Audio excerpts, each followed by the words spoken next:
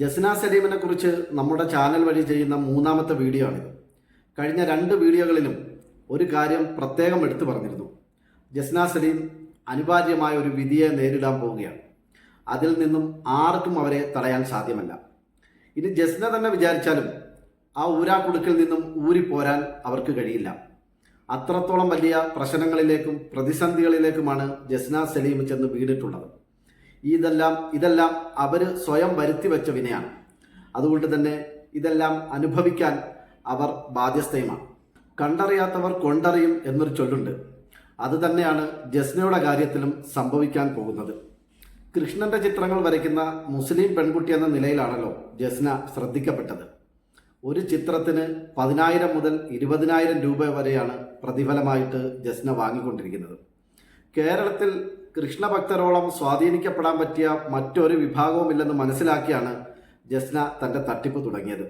നരേന്ദ്രമോദിക്കും സുരേഷ് ഗോപിക്കും ഗോകുലം ഗോപാലനും മഞ്ജു വാര്യർക്കുമൊക്കെ താൻ വരച്ച കൃഷ്ണന്റെ ചിത്രങ്ങൾ കൊടുക്കുന്ന ഫോട്ടോസുകൾ പ്രചരിപ്പിച്ചതിലൂടെ വലിയ രീതിയിൽ ജനശ്രദ്ധ നേടാൻ ജസ്നയ്ക്ക് സാധിച്ചു. അതുപയോഗിച്ച് തൻ്റെ തട്ടിപ്പ് വെടിപ്പായി നടപ്പാക്കാനും ജസ്നയ്ക്ക് കഴിഞ്ഞു.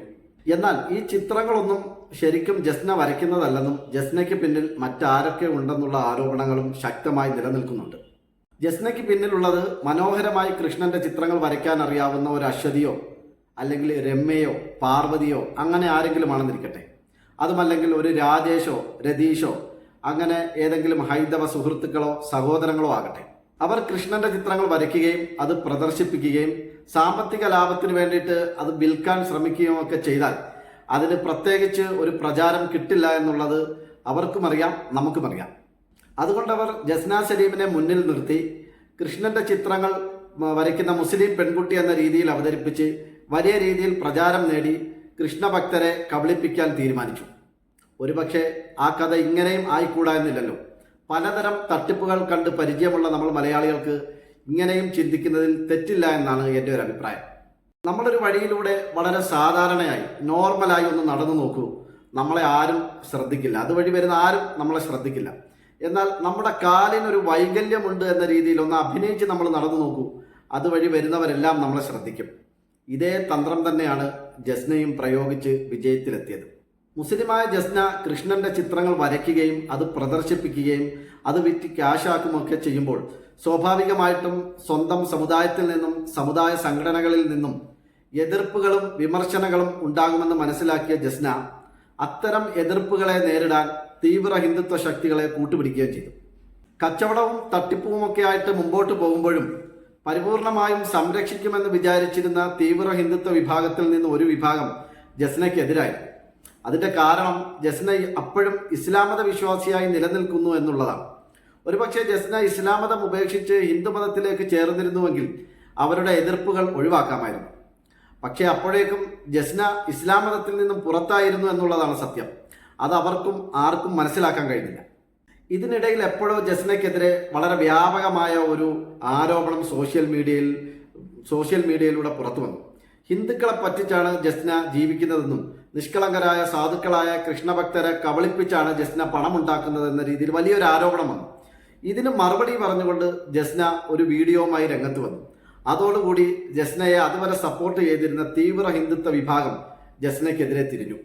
ആ വീഡിയോ ഇതാണ്. ഹിന്ദുക്കളെ പറ്റിച്ച് ജീവിക്കാന്ന് പറയുന്ന ആൾക്കാരുണ്ട്. അതും ഒരു കലയാണ് മക്കളെ.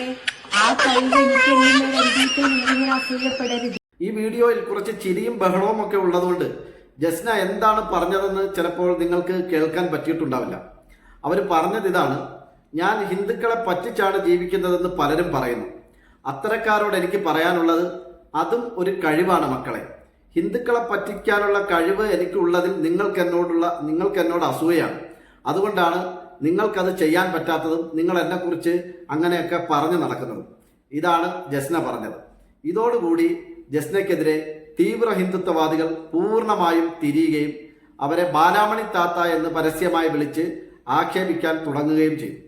തീവ്ര ഹിന്ദുത്വവാദികൾ ഇതിനകം തന്നെ ജസ്നയ്ക്കെതിരെ പലതരത്തിലുള്ള ആരോപണങ്ങളുമൊക്കെ ഉന്നയിച്ചുകൊണ്ട് അവരുടെ തട്ടിപ്പിനെ തുറന്നു കാണിക്കുക എന്ന ലക്ഷ്യത്തോടു കൂടി വളരെ വ്യാപകമായിട്ട് സോഷ്യൽ മീഡിയയിൽ അവർ പ്രവർത്തിച്ചു തുടങ്ങിയപ്പോഴും നമ്മുടെ നാട്ടിലെ സാധുക്കളായ കൃഷ്ണഭക്തരായിട്ടുള്ള നിഷ്കളങ്കരായിട്ടുള്ള ഹിന്ദു വിശ്വാസികൾ ജസ്നയെ സ്നേഹിക്കുകയും അവരെ വിശ്വസിക്കുകയും അവരുടെ കയ്യിൽ നിന്നും 10,000-വും 20,000-വും ഒക്കെ മുടക്കി കൃഷ്ണന്റെ ചിത്രങ്ങൾ വാങ്ങുകയും ചെയ്തു. അങ്ങനെ ഇരിക്കെയാണ് ജസ്ന രണ്ടാമത്തെ വെടിപൊട്ടിക്കുന്നത്. അതോടുകൂടി ജസ്നയെ അതുവരെ സ്നേഹിച്ച തീവ്ര ഹിന്ദുത്വവാദികളെ എതിർത്ത് നിന്നെങ്കിലും അതുവരെയും ജസ്നയെ സ്നേഹിക്കുകയും ജസ്നയുടെ കൂടെ നിൽക്കുകയും ചെയ്ത നിഷ്കളങ്കരായ ഹിന്ദുക്കളും ജസ്നയ്ക്കെതിരെ തിരിഞ്ഞു. നിഷ്കളങ്കരായ സാധുക്കളായ കൃഷ്ണഭക്തരായ മുഴുവൻ ഹിന്ദുക്കളെയും ജസ്ന വെറുപ്പിച്ച ആ വീഡിയോ ഇതാണ്. ഇത് ഒരേ ഒരു തെറ്റ് കണ്ണനെ വരച്ചു എന്നുള്ളതാണ്. ഹിന്ദു മതസ്ഥർക്ക് വിളക്ക് കത്തിക്കാനുള്ള ഒരു അവസരം ഞാനായിട്ട് ഉണ്ടാക്കി കൊടുത്തു. അതിനാണ് ഈ ഹിന്ദു മതസ്ഥരെല്ലാരും കൂടി തിരിഞ്ഞ് എന്നെക്കൊള്ള വരുന്നത്. ഈ സംഭവത്തോടു കൂടി ജസ്ന പൂർണ്ണമായും ഒറ്റപ്പെട്ടു. ഇവൾ ശരിക്കും ഒരു തട്ടിപ്പുകാരിയായിരുന്നുവെന്നും ഇവളെ വിശ്വസിച്ചതും ഇവളുടെ കയ്യിൽ നിന്ന് ചിത്രങ്ങൾ വാങ്ങിയതും വലിയ അബദ്ധമായി പോയി എന്ന രീതിയിൽ ഭക്തരായിട്ടുള്ള വിശ്വാസികൾ തന്നെ പരസ്യമായി പ്രതികരിക്കുകയും ചെയ്തു. ഇവിടുത്തെ മുസ്ലിം സമുദായം കുറെ കാലമായി ഇത് ചൂണ്ടിക്കാണിക്കുകയും ഇവളെ നിങ്ങൾ വിശ്വസിക്കരുതെന്ന രീതിയിൽ ഇവിടുത്തെ ഭൂരിപക്ഷം വരുന്ന ഹിന്ദുക്കളോടും ഹൈന്ദവ വിശ്വാസികളോടും പല സമയത്തായി പലരും ബോധവൽക്കരിക്കുകയും ആ രീതിയിൽ അവരെ അറിയിക്കുകയും ചെയ്തിരുന്നതാണ്. പക്ഷേ നിർഭാഗ്യവശാൽ ആ സമയത്തൊന്നും ആരും അത് വിശ്വസിക്കാനോ കേൾക്കാനോ കൂട്ടാക്കിയില്ല. ചുരുക്കി പറഞ്ഞാൽ നിലവിൽ ജസ്നയുടെ അവസ്ഥ അമ്പലവുമില്ല പള്ളിയുമില്ല എന്ന അവസ്ഥയിലാണ്. അങ്ങനെ ഒരു വല്ലാത്ത അവസ്ഥയിൽ നിൽക്കുമ്പോഴാണ് ജസ്നയ്ക്ക് ഒട്ടും പ്രതീക്ഷിക്കാതെ അപ്രതീക്ഷിതമായിട്ട് ഒരു കനപ്പെട്ട ഓണസമ്മാനം ലഭിച്ചിരിക്കുന്നത്. അത് നമ്മുടെ കേരള ഹൈക്കോടതിയിൽ നിന്നാണ് ആ ഓണസമ്മാനം ജസ്നയെ തേടി വന്നിരിക്കുന്നത്. കഴിഞ്ഞ ദിവസം ഹൈക്കോടതിയിൽ നിന്നും ജസ്നയ്ക്ക് ഒരു വിളി വന്നു. എത്രയും പെട്ടെന്ന് കോടതിയിൽ ഹാജരാവണമെന്നാണ് ആവശ്യപ്പെട്ടിരിക്കുന്നത്. ജസ്ന സലീമിന്റെ പേര് പ്രത്യേകം മെൻഷൻ ചെയ്തുകൊണ്ടാണ് കോടതി ജസ്നയ്ക്ക് നോട്ടീസ് അയച്ചിരിക്കുന്നത്.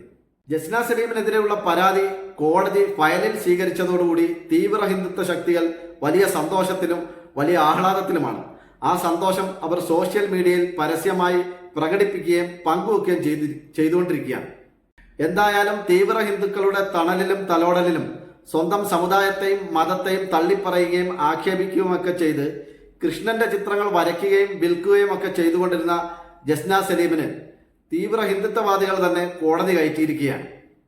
ശരിക്കും പറഞ്ഞാൽ ഇതൊക്കെ കാണുമ്പോൾ പഴയ ഒരു 2 വരിയാണ് ഓർമ്മ വരുന്നത്. കൊണ്ടു നടന്നതും നീയേ ചാപ്പ, കൊണ്ടുപോയി കൊല്ലിച്ചതും നീയേ ചാപ്പ.